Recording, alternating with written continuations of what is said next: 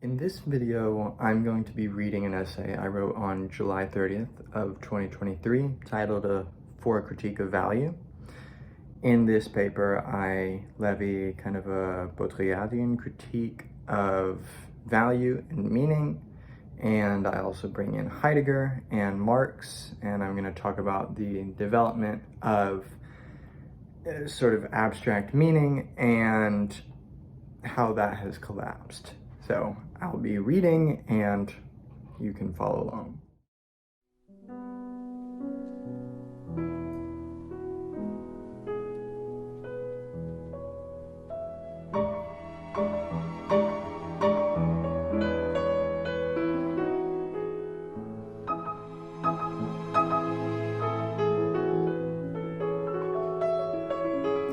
Value is a very difficult topic to make much headway in when critiquing in any manner. It seems almost self-defeating because a critique can be construed as bestowing a value judgment itself, offering us advice as to what we should or should not value. My goal here is to foment a unique revolution with regard to the discussion about value, namely that value itself is a performative action, created out of convenience in order for us to orient ourselves towards our desires. These desires, however, cannot just roam free. As communities begin to form, particular desires became normalized whilst others sunk into oblivion and were ostracized. As a function of desire, value was affected by the subterfuge of power relations. I would like to prove here that value as a category is not prior to society, but is rather constituted by and intimately related to society, emanating from the rulings of those in power who wish to narrowly define what desires are to be indulged. My goal will not be to get back to some true value or some transcendent form, or to dispense with that which is not truly valuable, but rather to critique value as a universal as such. If we want to create effective political and social coalitions, it seems clear that we must learn how to accept difference. This difference can only be truly valued if value is dispensed with as a universal standard that cannot be contested. In order to accept heterogeneity, value must be recognized in its social contingency. Only then can we unearth where value comes from and its legitimacy, which I will contest, but may nevertheless serve as an effective baseline to our worldwide discourse moving forward as we learn to cooperate in a world increasingly faced with the issue of how to accept difference whilst also being critical when need be.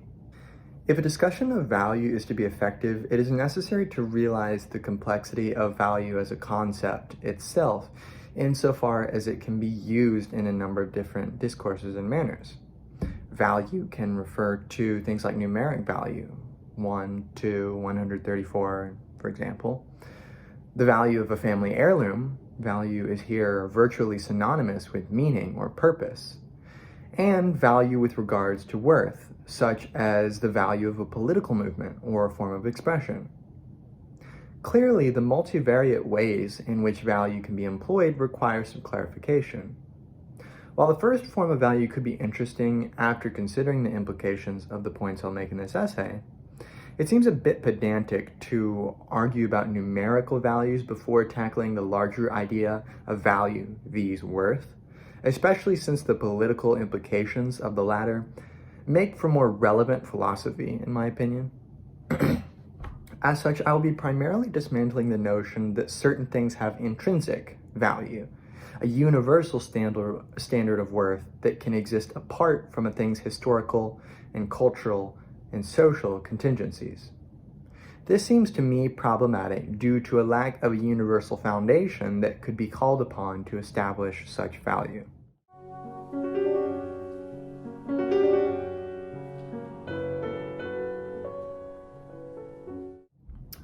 In order to make our discussion of value more concrete so that the problem of value may be better grasped, I find that money is an effective area of value to be dissected. When one thinks of money, it's not a common concern to question wherein its value lies. Nevertheless, with talks of inflation, how getting off the gold standard is the worst decision the US has ever made, and sanctions running amok, one may start to wonder where the cacophonous mess finds its foundation. We shall begin with a historical hypothetical which may serve to establish where money came from and for what purpose it was created, based not upon scholarship, strictly speaking, so much as speculation that seems to fall in line with contemporary understandings of the matter.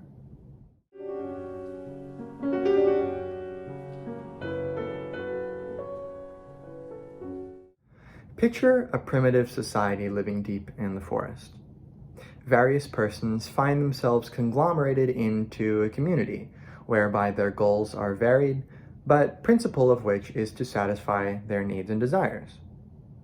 While other factors are important, such as satisfying various personal desires unique to each member, humankind is plagued by the inescapable, namely that we are subject to our desires, the most salient of which is the desire to survive. Communities form which, as a result of a shared desire of sorts, begin to imagine the advantages of a form of larger social arrangement. Indeed, groups come with their downfalls, of course. A larger target, new social needs and desires that may not have existed for the solitary individual, as well as the necessary complacency that accompanies the benefits of a hegemonic group. But despite all of this, there's no doubt that group organization allows for a cooperation that can create much that would be inaccessible to a solitary individual, such as communities of dependency, whereby a social safety net is established, positive mental states resulting from social relations, and most pertinent to this discussion, the development of economies. An economy can be defined in a number of ways, and it need not be restricted to material goods. But I like the definition from Oxford Languages that an economy is the careful management of available resources, because it is suitably broad enough to allow us to make sense of situations where it is implicated that language, culture, and even value itself is an economy. The development of the economy may prove quite advantageous for a primitive community. It allows them to better satisfy their needs and desires by creating a structure of exchange, which gives them access to ways of trading and bartering in order to meet their ends. When we imagine an economy, we envision various commodities being exchanged amongst persons who find this to be a beneficial trade. However, the exchange of commodities for one another entails the assumption that these commodities are comparable or even identical in value, where value may be defined as, quote, socially recognized standards of measurement for the qualities of these useful objects. We may search for this value in a number of ways. Marx envisions what he terms use value, which is the value that an object has by virtue of its material properties, which give it a certain use. It should be noted that the usefulness of commodities need not be linked exclusively to the material value and characteristics of the item, since many things are useful without having material applications. But this idea of use value will be appropriated here by the term material value, which, as the name would suggest, is the value present in an item by virtue of its material composition and characteristics. This has been called natural worth by John Locke. See Some Considerations on the Consequences of the Lowering of Interests in his works from 1777. The material value of a hammer, for example, would be the conglomerate of the value of the wood used to create the handle and the metal used to craft the head. Now, of course, things have value beyond the material facts of their existence. That family cardigan might only be worth a few dollars to you, but the fact of its historical and sentimental value to you makes it priceless. It would be foolish to ignore this dimension of value, a sort of emergent or virtual value. Commodities generally require human intervention in order to transform the barren substance into something which has actual value by way of satisfying desires. And as such, they are infused with the value they have been bestowed with by virtue of the labor that went into producing them. When we consider something's value, it's often important that we consider the extent to which someone worked hard to make it.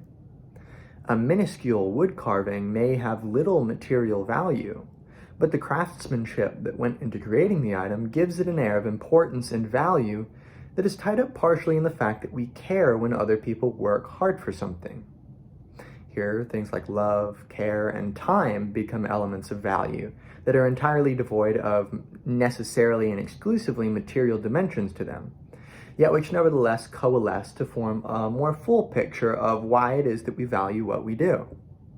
We shall call this labor value, whereas Marx calls it commodity value.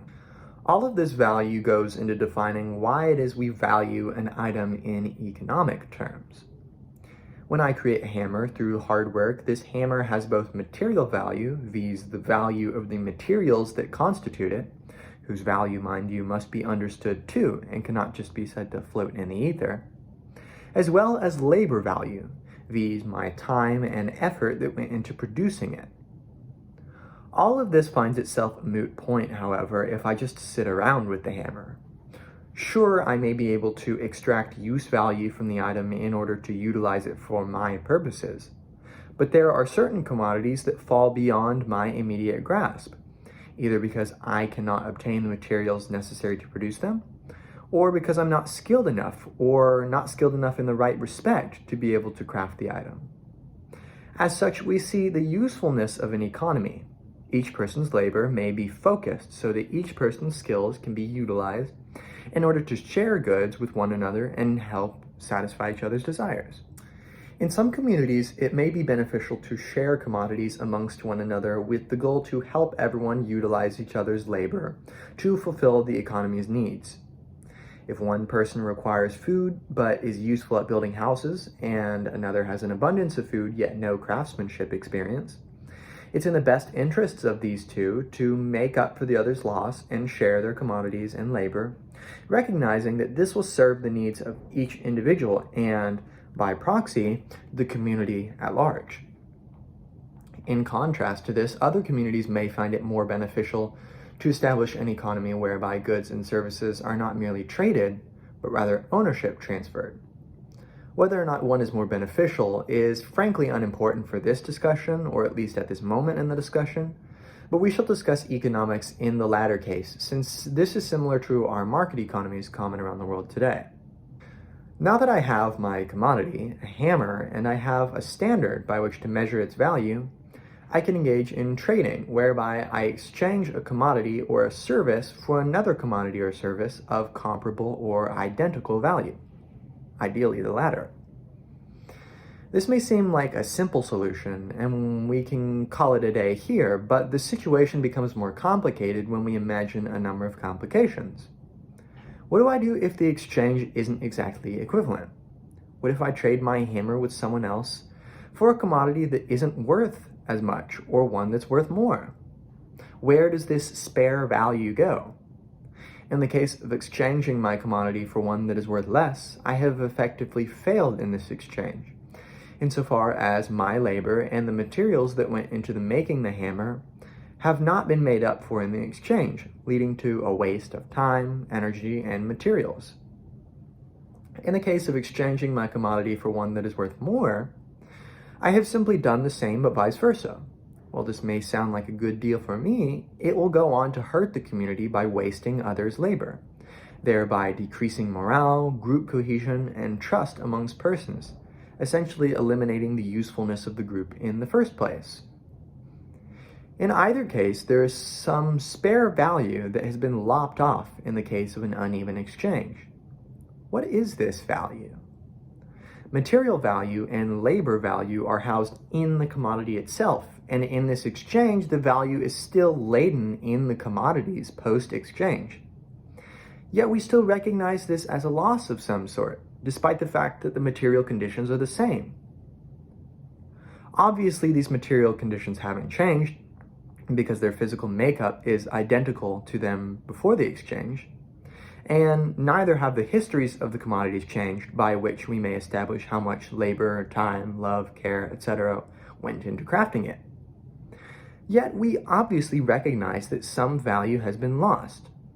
If one doubts this, trade your $100 bill for a $1 bill and tell me how you feel.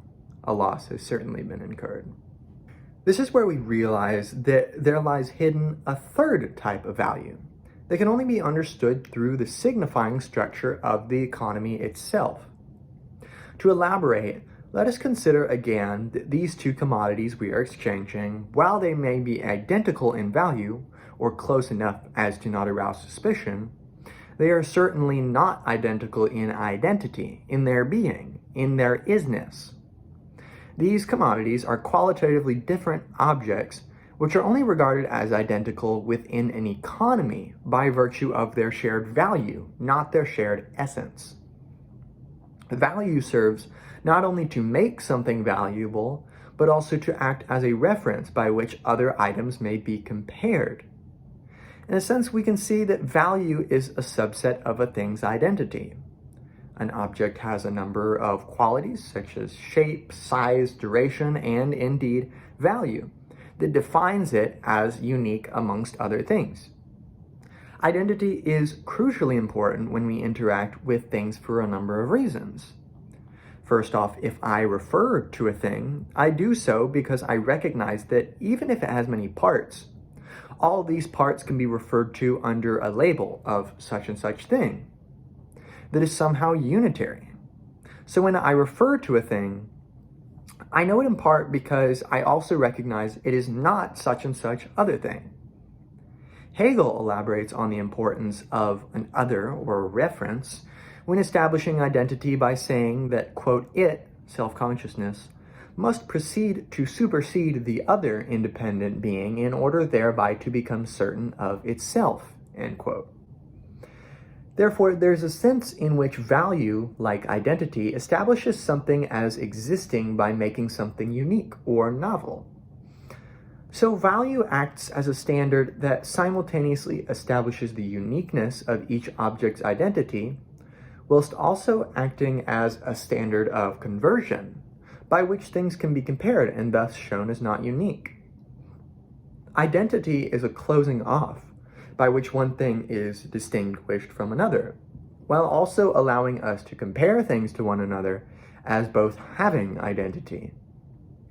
In the economic realm, this is where we find the hidden third type of value, value as a standard of conversion, a universal category of identity that allows things to be hierarchically established as being lesser, greater, shorter, taller, cheaper, more expensive, etc.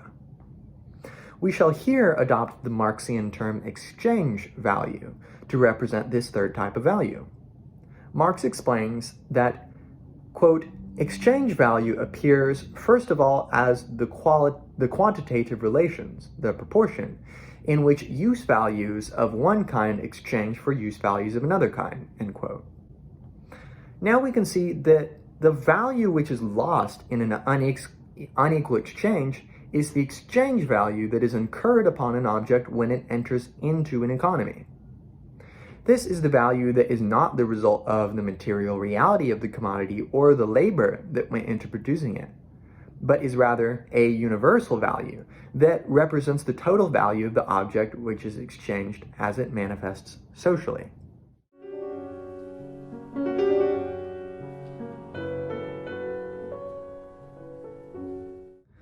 After examining the characteristics of economies as they formed in early communities, we see that value must universalize itself in order to become useful in an exchange.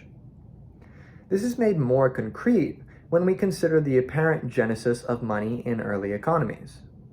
Money comes on the scene to solve a number of pressing issues, one of which is the problem of unequal exchange, explained earlier as the loss of exchange value on one side of an exchange as a result of value being only approximately exchanged.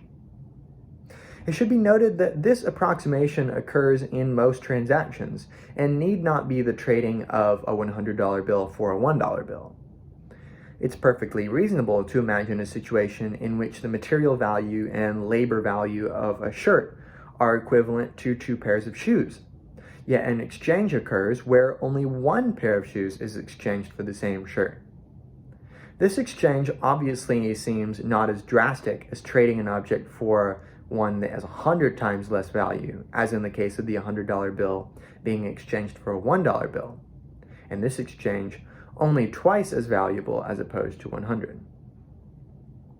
We can put this exchange of 1 shirt for 2 pairs of shoes in more concrete terms by expressing this shared value, the exchange value, which is equivalent in order for this exchange to be deemed equal, in monetary terms. By balancing this exchange with monetary value, such that the commodity that has a quantity of 1 in this exchange, the shirt, has a value of $2, whereas the commodity that has a quantity of 2 in the exchange, the 2 pairs of shoes, have a value of $1 each. By balancing the exchange as such, we have made it so that the equal exchange value of these two sides of the exchange has been put into more concrete and analyzable terms, viz. Monetary value. We can easily see the benefits of using money as a proxy for exchange value. Firstly, we are able to express something as abstract as value, and value in a universal, transcendent form, no less, in concrete terms which very apparently have the potential to streamline economies by making exchange law-governed according to a standard of value, which has been made more readily intelligible. Secondly, money allows value to be gradated into much more minute units of value. This is particularly advantageous by making unequal exchange more difficult. If, for example, our primitive community establishes a form of money v. seashells, which, for the purposes of simplicity, operate identical to modern paper dollars or coins. Brown shells are worth 1 unit of exchange value. We will call this unit of exchange value an exchange unit, expressed as $1 in monetary terms. Gray shells are worth 1/10 of an exchange value, 10 cents. And blue shells are worth 1/100th of an exchange value, 1 cent. In the case that I exchange, for example, 1 pair of shoes for 1 shirt, either out of desperate scarcity on my part or for some other reason, I could make up the difference in exchange value by adding in 1 brown shell, which is equivalent to 1 exchange unit, effectively equalizing the transaction. In the case that transactions are larger, bulk sales, or one economy has a very large exchange value and one commodity has a very large exchange value and is being exchanged for a number of commodities, each with very small exchange values, this gradation of exchange values into smaller units via seashells means unequal exchange can be ameliorated by making up for the differences in exchange value. So not only does money allow for a concrete exchange of exchange value laden commodities, but it also allows for more precise trading to occur without losing material value or labor value in the community writ large. In addition to these obvious benefits, money becomes a way of wielding value as such.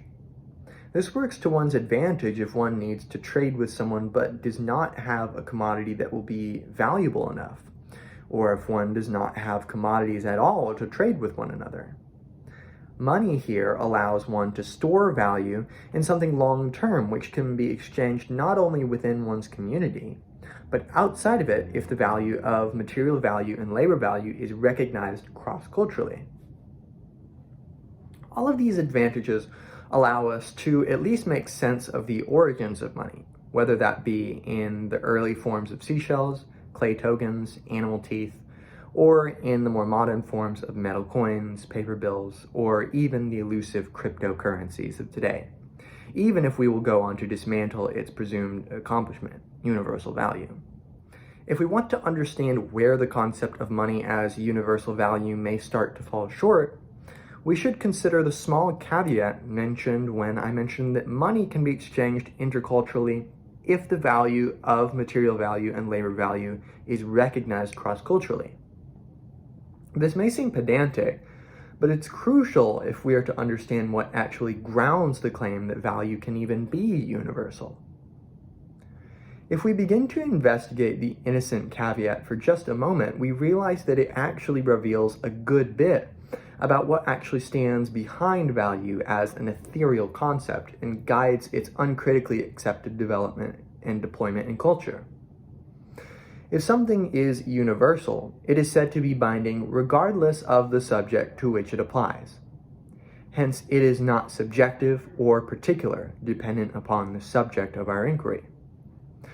Surveying this for a moment should give us pause when postulating any concept as universal. For example, can a single ethical issue be named that doesn't entirely depend upon the subject of the inquiry? Take, for example, the proclamation, "Killing is wrong." It should be noted that our proposition does not attempt to even begin to clarify who it should apply to, so we should consider this to be a universal as it's claimed. So according to this proposition, killing is wrong in all circumstances, since there's no caveat mentioned or subject specified to say killing is wrong except or with regard to. So killing a cockroach is wrong? Whoa, now that's not what we meant, I hear you retorting. The problem is that without a defined subject of an ethical proclamation or any statement, these are always bound to run into problems. We find very quickly that many propositions which are presumed to be universal are actually particular or subjective in the sense that they depend entirely on the subject in question that is being acted upon. After all, you can't act on everything at the same time. To be more precise, it matters whether or not the being killed is a subject or an object. To be a subject is to be filled with meaning, purpose, personal agency, rationality, or whatever you want to say, and more that makes one worthy of being ethically considered. Whereas an object, tables, cockroaches, pools, trees, etc., is typically not considered worthy of ethical consideration. This is only just now being addressed in today's philosophy. We quickly realize that our universal ethical proclamation entirely depends upon a hidden element of the original proclamation that can be expanded to say, killing someone is wrong. It is presumed that when we refer to killing, we are speaking of the killing of those who are morally worthy of being protected and being considered. Otherwise, we wouldn't be giving an ethical judgment of any kind with regards to their treatment. And this idea of killing someone has the further implication that someone, an ethical subject, is something that is clearly discernible.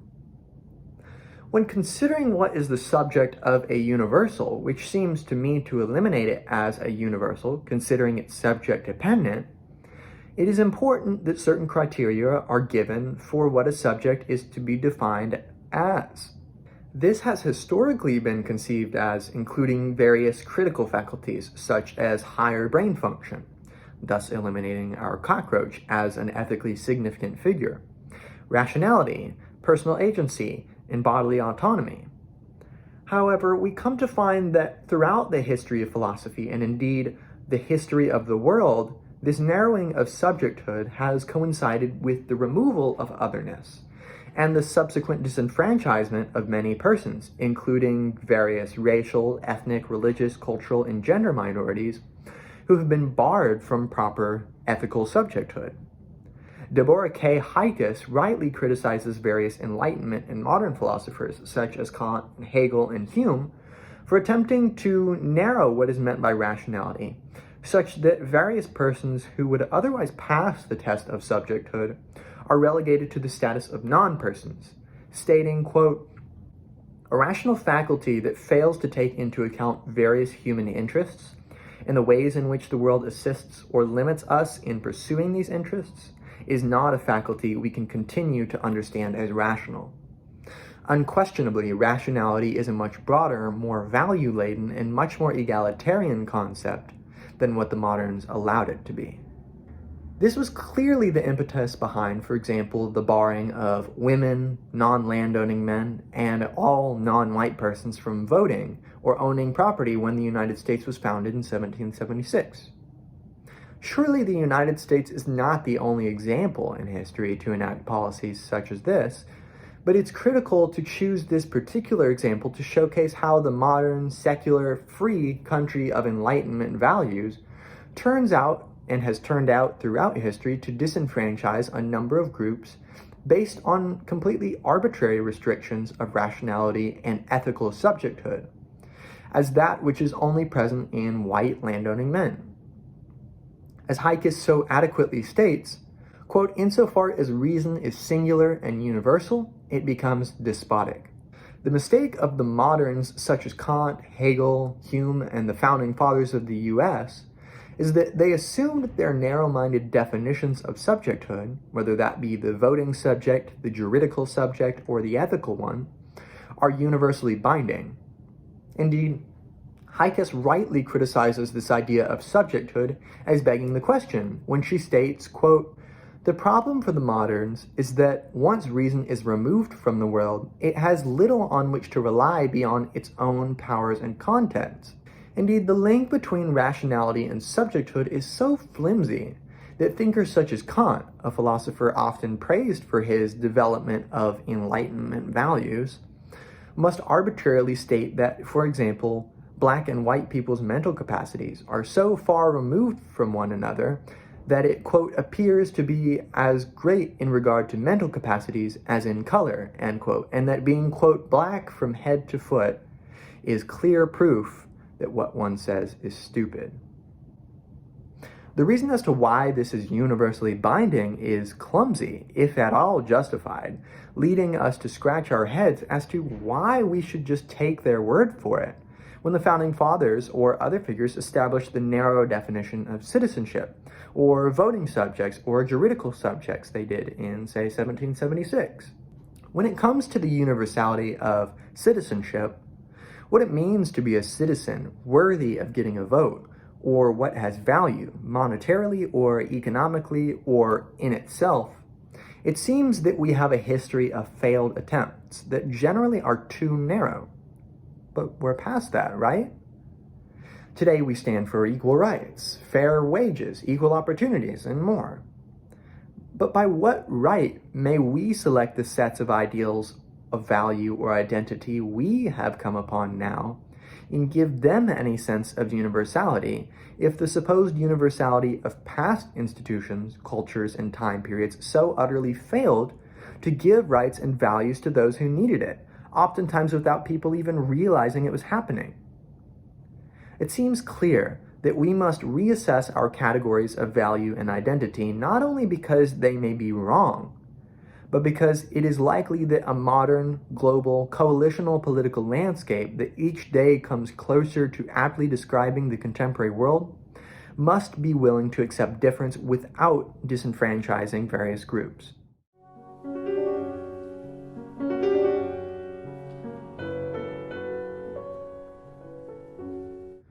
When considering where to go from here, it seems that we're faced with a number of problems, some pragmatic and others strictly logical. Firstly, we are faced with the task of reconciling philosophy with our everyday affairs. One must, even if one has a universal standard of value or subjecthood, and this is in no way granting such a possibility, one must be able to coexist with others, knowing that this standard may not be universally recognized, even if it's true. This mindset, however, is problematic because it creates a mentality of cultural hierarchy where there are greater and lesser cultures, savages who must be either understood, but only in an effort to thwart their values, or overthrown, but for their own good, of course. This mindset is clearly only pseudo-acceptance of difference, something much like Hegel would have vied for. It accepts difference only in an effort to target and exterminate it. This has been the impetus throughout history that guides imperialist efforts to civilize those cultures who are deemed as other or savage. Obviously, the recognition of an other is integral to identity. As we observed from Hegel, the other allows one to solidify and actually get a grip on one's identity by knowing what one is not, and thus giving one's identity a concreteness rather than an abstract and unsignifiable existence. Quote, self-consciousness would have truth only if its own being for self had confronted it, the other, as an independent object. Hegel must here be acknowledged for his philosophy quite aptly reflecting historical reality. His pitting of the self against the other in the famous master-slave dialectic is eerily similar to the pitting of empires like the Qing dynasty, imperialist Japan in the 19th and early 20th centuries, the US and Great Britain against inferior and conquerable nations whose values are transient and inferior to civilized life. Quote, thus the relation of the two self-conscious individuals is such that they prove themselves and each other through a life and death struggle. They must engage in this struggle, for they must raise their certainty of being for themselves to truth, both in the case of the other and in their own case. And it is only through staking one's life that freedom is won. But all the same, it is clear that the recognition of the other as genuine subjects is difficult because these outsiders so often contradict what's taken as sacrosanct. In what Baudrillard calls the vertigo of the model, which unites with the model of death, but without fear or drive, we find ourselves in constant contact with cultures that are objects of various concerns for us: ambivalence, challenge, disgust, reverence, all in an effort to rationalize that which is not us. Here we see that the community formed in the primitive economy of the previous chapter comes to form its own mass. Quote, today, the only real cultural practice, that of the masses, ours, there is no longer a difference, is a manipulative, aleatory practice, a labyrinthine practice of signs, and one that no longer has any meaning. Indeed, we can see the challenge of approaching the other when we realize that it is often presented to us with its own ideas, practices, and conceptions that may threaten the legitimacy of our own, not simply by presenting a viable alternative, but by challenging what right we have to ground any claims in universality. If, for example, we return to our ethical proposition, killing is wrong, we are met with ancient Mayan civilizations who committed human sacrifices, or Aztecs. We have a certain cultural matrix that guides our interpretation of this practice as immoral, yet we fail to realize how our objection to the Mayans or Aztecs, or the FLDS, or Scientology, reveals the fact that we too commit human sacrifices, albeit under the guise of wars for freedom and democracy. Indeed, the modern civilized world, which we have grown accustomed to, presents itself with a number of unique, arbitrary binaries, which suffer from similar objections to those such as Kant, who attempted to narrow our conception of subjecthood: savage and civilized, worthy and unworthy, Occident and Orient, etc. It is very clear that today we are absorbed in our own ideas of culture, just as we always have been. As Baudrillard heralded, quote, there is no longer a medium in the literal sense. It is now intangible, diffused, and diffracted in the real, and one can no longer even say that the medium is altered by it. That medium under which we are permanently subsumed is culture.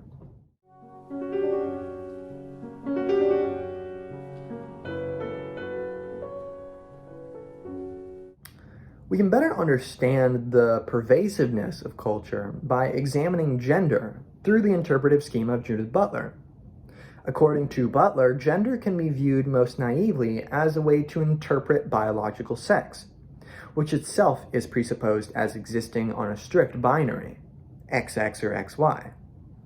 This interpretation, however, runs amok when we consider the method by which interpretations take place: signs. Signs are a method by which a signifier, the subject utilizing the sign in order to represent something, seeks to link us to something signified, which is thereby revealed as existing. Note the relation here between the signifier and existence itself. We can see this as the method by which the founding fathers of the United States sought to signify subjecthood in the juridical sense.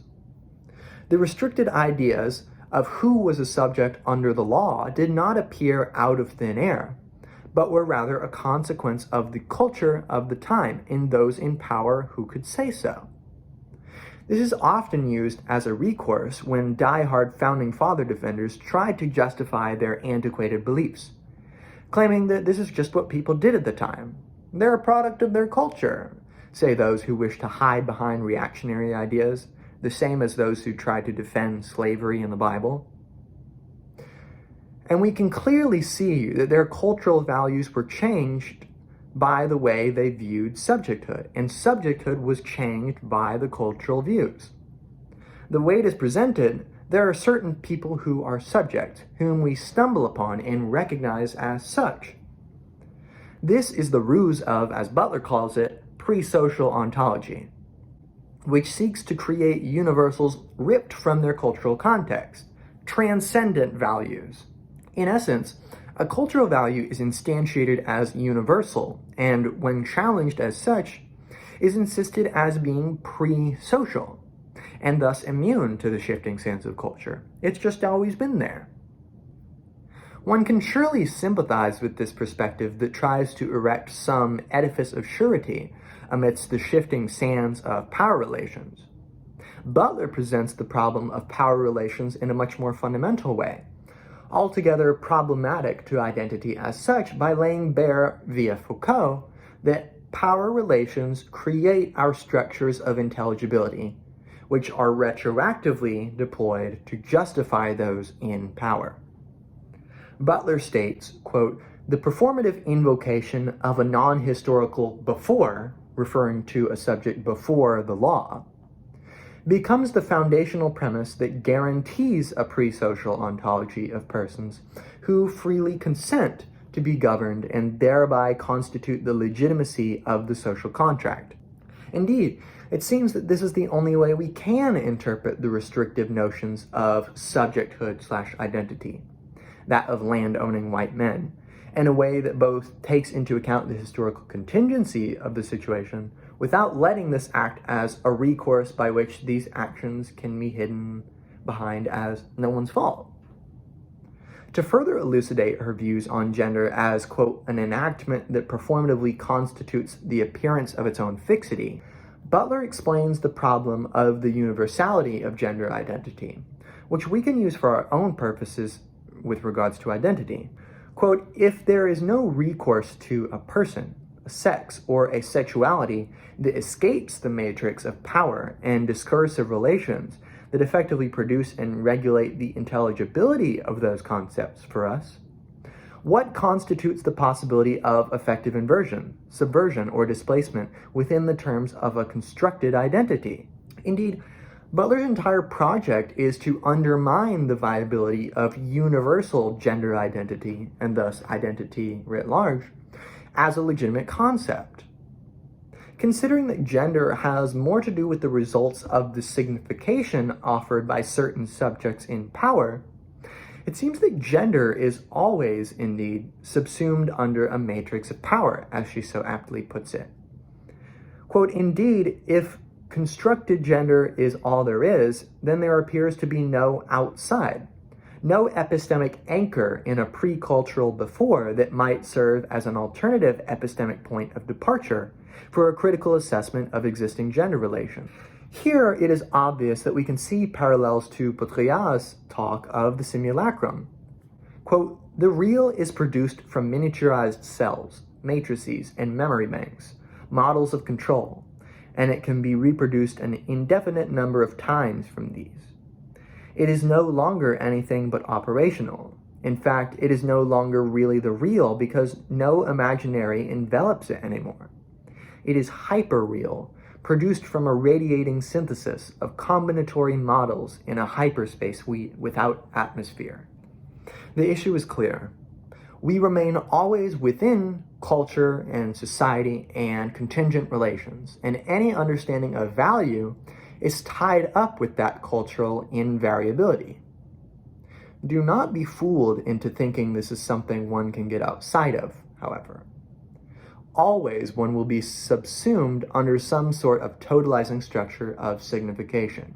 Language, nature, cultural, the family, the workplace, semiotics, etc.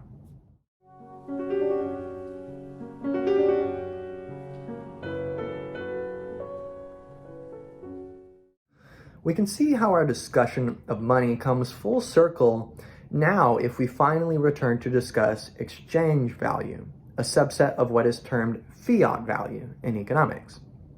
Fiat value is value that is not laden within the object of exchange, the commodity, but rather is socially agreed upon in order to stand in for some real value. This value that is stood in for may be, for example, the gold standard, wherein fiat money, paper currency, and silver and copper coins are linked to some commodity with material value and labor value, and thus exchange value, which can be stored long term and extracted in the process of signification, where money stands in for. Yet, as one may know, the United States no longer operates off of the gold standard. This shocked many as a dissevering of value, taking away any trace of value from times past. Gold, that precious commodity that prompted westward expansion in the United States, as the promise of wealth, freedom, and the American dream, prompted the invasion of the other. Quote, covering the territory exactly, as Baudrillard explains in the Borgias fable, whereby a map is created that is so detailed it comes to perfectly mimic the territory it seeks to signify, leading to, quote, the desert of the real itself. But in truth, we can recognize this outrage resulting from the abandonment of the gold standard in the United States as the shock of a society who recognizes that value itself is a simulacrum, a copy without an original. Money itself is one such simulacrum. It is a copy of the value that is laden in things which is stored in the annals of culture. But the material value and labor value that money has been presumed to be signifying, gold, has been eliminated, revealing money as value, which is value insofar as it is nothing. A pure concept, negativity itself masquerading as universality. Indeed, the crowd-like response to the abandonment of the gold standard proves the essential mood of society to be that of denial. Quote, the onslaught is the only act the masses can produce as such, a projectile mass that challenges the edifice of mass culture, that wittily replies with its weight, that is to say, with the characteristic most deprived of meaning, the stupidest, the least cultural one they possess, to the challenge of culturality. Indeed, it is quick to see how culture, the masses, pop culture, and the likes can be viewed through a very pessimistic lens if we recognize it is a self-affirming simulacrum.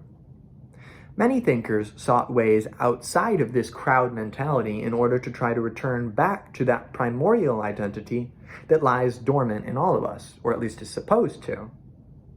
Martin Heidegger was quite critical of the other, which is always pitted against us, as the both imaginary and tangible conglomerate of culture.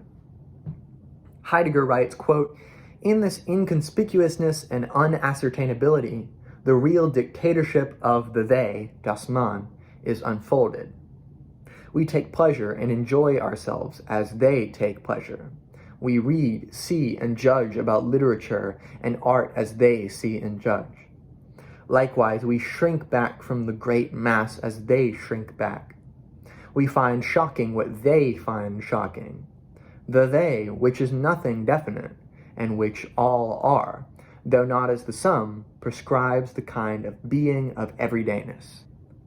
Heidegger is so attuned to the pervasiveness of our reference to society, or our peers for validation, and our decisions that he devotes this entity, das Man, the they, as the lord over the way Dasein, human existence, lives its everyday life. Indeed, Heidegger's language is carefully chosen here, such that they is not merely a weasel word for an undisclosed yet combated other, such as when Alex Jones says that they are coming to take away our rights, install a regime of Satanist communists, and take away our guns and freedom, but is rather that feeling of otherness that pervades our being, that guides how we act, even when no one is there at all. It is like when Sartre speaks of the look. He details the scenario of a peeping Tom who peers through his neighbor's keyhole in the hopes of finding some lewd scenes being played out in the neighbor's apartment. As he does so, he waits for a long time, finding that nothing is happening, and yet he waits. All of a sudden, footsteps are heard emanating from somewhere behind the main character, and in an instant, The character's perception is fundamentally altered to read, see, and judge as they see and judge, as Heidegger says. Whether or not there is actually a person there behind him is far from the point, but rather the fact that when another is perceived, regardless of the factuality of the situation, if someone has really just peeped on the peeping Tom and seen him in his grotesqueness, one shifts one's way of being to be filtered through the eyes of the they, the other. So we can clearly see that, as Heidegger says, quote, the agency through which most things come about is one of which we must say that it was no one. As we could imagine the character of Sartre's story sighing when he turns around to find nobody there, or just a cat making noises at the distant end of the hallway. All of this criticism that is levied against das Mann, or the they, is meant to display the deficient modes of being, of Dasein, in an effort to get us back to some primordial way of real living, whereby we can get back in touch with the real self that has been obscured in the process of cultural overriding. Note the technological undertones in overriding, which map onto Baudrillard's description of the simulacrum and thereby culture as one big machine. However, this seems to be a mere attempt, albeit a philosophically rigorous one, to get past culture where it is impossible to actually do so. Heidegger himself was particularly concerned with the lives of peasants living in the German countryside, a lifestyle which he found to be neglected in both political and philosophical discourse, to the point that he thought the entirety of Western thought had failed to adequately consider the question of being, die Seinsfrage, partially by failing to address the deficiency of everyday being, but also by failing to recover the primal being yet to be lived. However, it is not the case that these peasants living in the wooded landscapes of Germany are not themselves subject to matrices of civilization. Meaning stands pre-packaged always via culture, even if this is a culture with nature, even if it's only subtle. After all, these people have language which effectively consolidates meaning into a concrete format, in much the same way money does for exchange value, in addition to understandings of what exactly nature is in terms of how one should be related to it. Is nature ours for the taking, or something to be nurtured and sustained, or something to be stolen from? These all seem to be latent biases that, even if one tries to get back to being in nature, one is always already in culture. These pre-formulated matrices of meaning are exactly what both Butler and Baudrillard talk about when expressing their doubts about the legitimacy of universal meaning and value. Someone like Debord presents us with a more Heideggerian understanding of the primacy of value or meaning in a pre-social ontology by expressing his Marxist readings of the spectacle, an idea which shares much in common with Baudrillard's Simulacra, as well as the simulation. For Debord, the existence of the spectacle is a feature only of capitalist societies as they struggle to face their own contradictions. Debord defines the spectacle as, quote, a specialized activity which speaks for all the others. It is the diplomatic representation of hierarchic society to itself when all other expression is banned.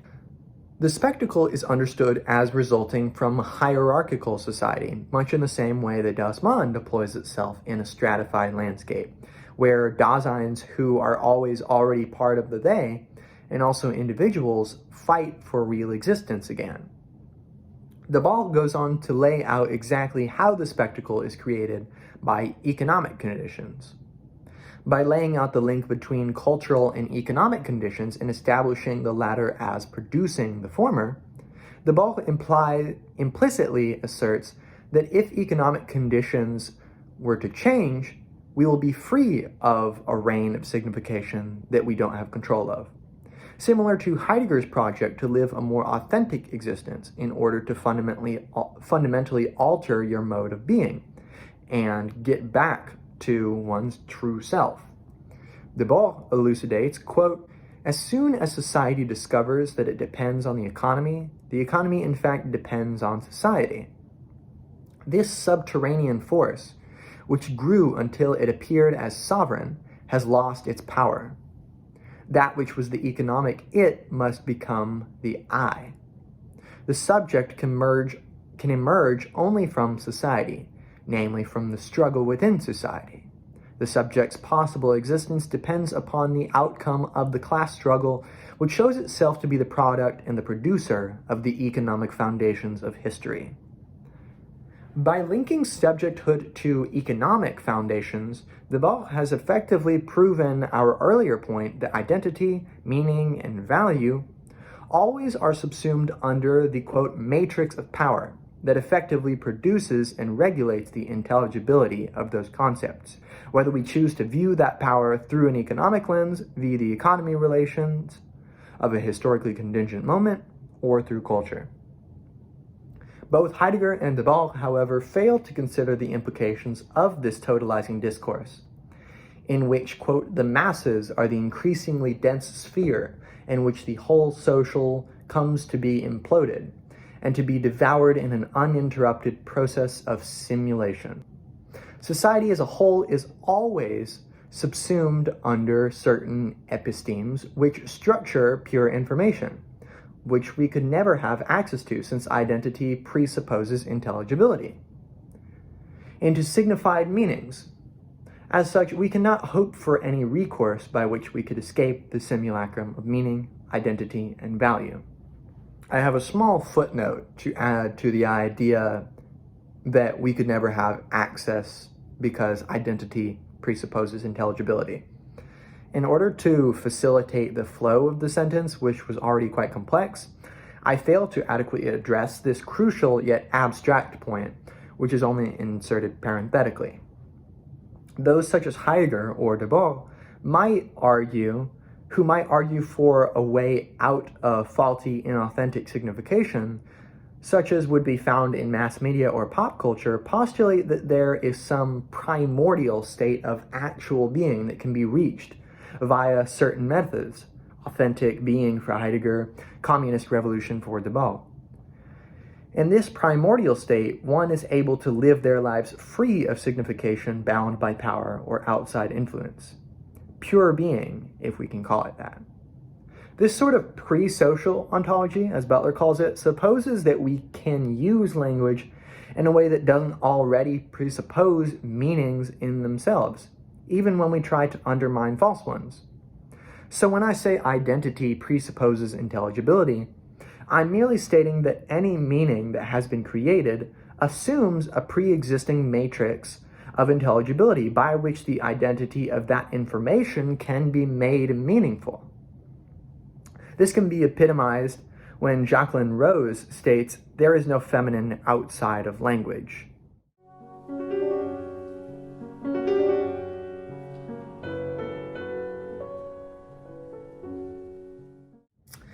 In saying all of this, it should be clear that when we speak of being forsaken to a simulacrum of meaning, identity, and value, this is not meant to imply we are forsaken to culturally constituted ideals that are real, but only within the culture they find themselves in. This would be to commit a grave misstep in interpreting what exactly the simulacrum is. If we left our analysis on this note, it'd be tempting to opt for a form of protectionism, whereby each group recognizes that yes, their identities and sources of meaning and value are historically contingent and fairly arbitrary outside of their group, and as a way to safeguard these ideals, merely recede into their group and seek to establish many multivariate sources of meaning within isolated groups. But this need not be the case. For if we really understand what the simulacrum is, we see that it is not something to be proud of, like when Taliban spokesman Zabiullah Mujahid stated to a journalist that, quote, "We know how Sharia works. It is our religion and our belief. These issues are the internal affairs of Afghanistan. These are the national, social, and Islamic values. We seek the world not to interfere with Afghan values and beliefs." This is merely a cop-out that allows for difference to be acknowledged as culturally contingent, Afghan values, yet also allowed to be treated as a universally binding law and something that can be separated from otherness. This puts us in a tricky position, which should have been apparent from the first few paragraphs. Identity is crucial to our understanding of ourselves as well as the objects of our perception, and meaning and value help to structure our lives in ways that allow us to create communities and effective political systems by which we can instill our values in our cultures. The problem comes when we question if we should be allowed to spread these values to other cultures.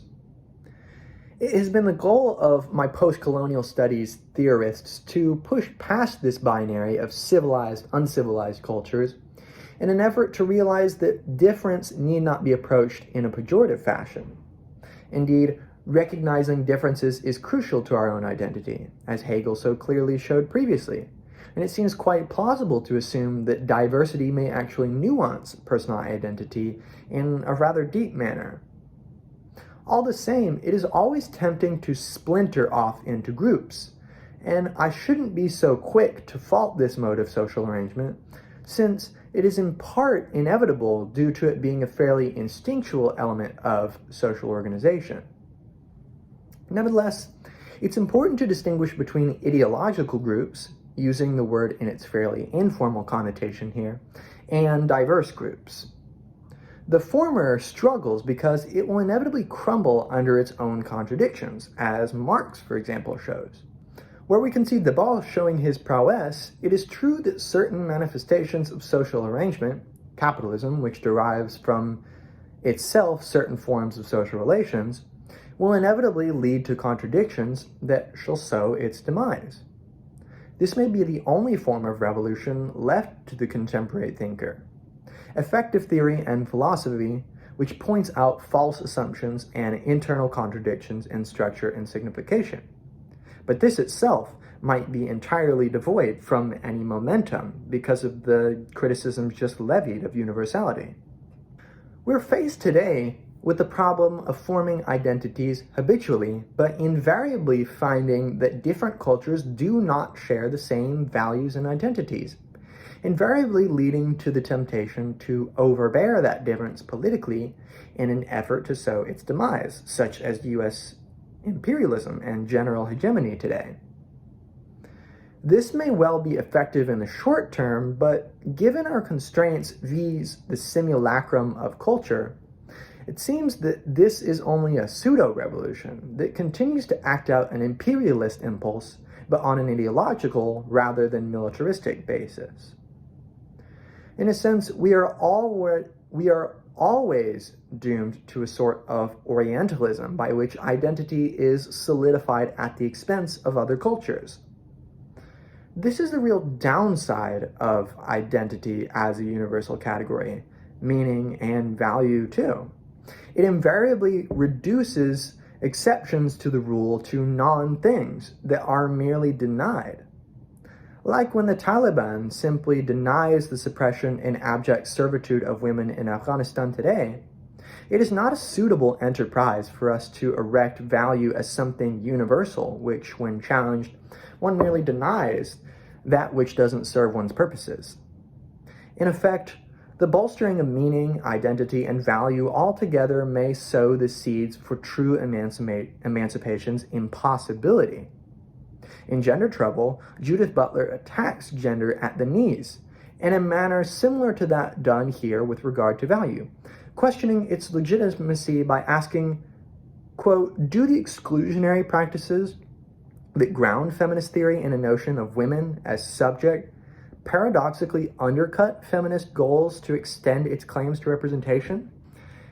It is my express intention to show that the abandonment of universality, whether that be with regard to meaning, as with Baudrillard, identity, as with Butler, or value, need not be something lamented as such, insofar as, while it does create a self-referential system of simulacrum, substituting the signs of the real for the real, it does allow us to approach politics in a new way that Butler refers to as coalitional politics.